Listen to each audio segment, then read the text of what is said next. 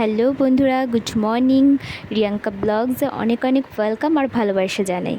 তো দেখো, ভাদ্র মাসে জামা কাপড় রোদে দেয়। যবে থেকে ছোট থেকে দেখে আসছি মা কাকিরা জামা কাপড় রোদে দেয়। তো এখন মা কাকিদের পাল্লা শেষ, এখন আমাদের পাল্লা। তো দেখো, জামা কাপড় বছরেই একটা মাস ভাদ্র মাসে রোদে দেয়। আমি জানি না কেন দেয়, কাউ যদি জানা থাকে অবশ্যই কমেন্টে জানিও।